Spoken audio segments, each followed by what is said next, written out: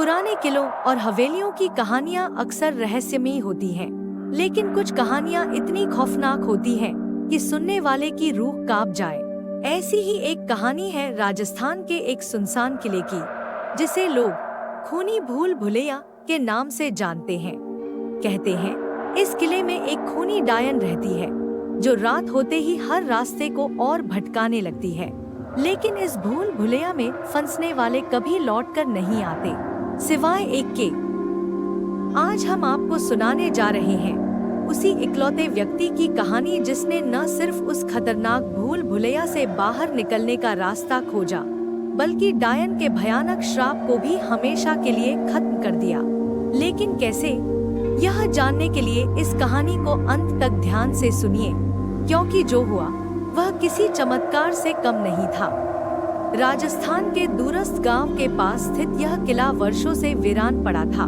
गांव के बुजुर्ग बताते थे कि कोई भी व्यक्ति अगर रात में इस किले के अंदर गया तो फिर कभी लौटकर नहीं आया।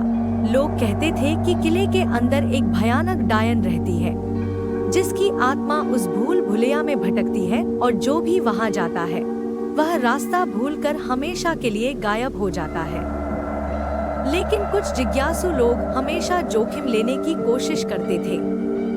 ऐसे ही 5 दोस्त रोहन, समीर, विक्रांत, नेहा और कविता, जो भूत प्रेत में विश्वास नहीं करते थे, उन्होंने इस किले के रहस्य को सुलझाने का निश्चय किया। वे चाहते थे कि वे इस जगह की सच्चाई का पता लगाएं और एक वीडियो बनाकर दुनिया को दिखाएं कि यह सब अंधविश्वास है। पर उन्हें क्या पता था कि जिस रहस्य को वे उजागर करने जा रहे हैं वह उनके जीवन का सबसे भयानक अनुभव बनने वाला था। रात के 12 बजे 5 दोस्त किले के अंदर घुसे। उनके हाथों में टॉर्च थी और दिलों में उत्साह। शुरू में सब कुछ सामान्य लग रहा था, टूटी फूटी दीवारें, जाले और अजीब सा सन्नाटा। लेकिन जैसे जैसे वे अंदर बढ़ते गए, उन्हें महसूस हुआ कि हवाएं धीरे धीरे भारी हो रही हैं। अचानक विक्रांत ने दीवार पर कुछ खरोंच के निशान देखे, जो इंसानों के नहीं लग रहे थे। तभी कविता ने एक जली हुई तस्वीर देखी, जिसमें एक औरत का चेहरा था। लेकिन सबसे अजीब बात यह थी कि उस औरत की आंखें अब भी चमक रही थी, जैसे वे 5 को घूर रही हो। तभी एक जोरदार हंसी गूंजी।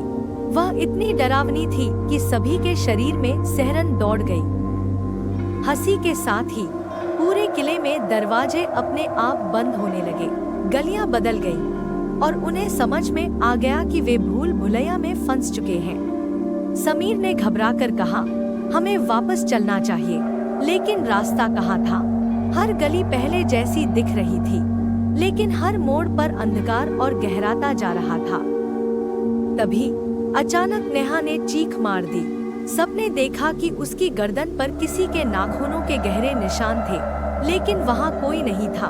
अचानक एक परछाई पास की दीवार से निकलकर सामने आ गई। यह एक कटीफटी, काले कपड़ों में लिपटी डरावनी स्त्री थी।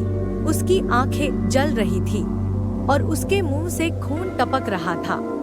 तुम यहाँ क्यों आए हो? उसकी आवाज गूंजी और अचानक विक्रांत जमीन पर गिर पड़ा। उसका शरीर अकड़ने लगा, जैसे कोई अदृश्य शक्ति उसे खींच रही हो।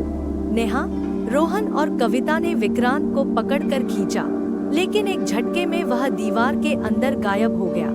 सबकी आंखों के सामने वह गुम हो चुका था। अब चारों की सांसें तेज हो गई। यह कोई साधारण आत्मा नहीं थी, यह एक खूनी डायन थी, जो उनकी आत्माएं छीनना चाहती थी। किसी तरह वे भागते हुए भूल भुलैया के एक पुराने कमरे में पहुंचे।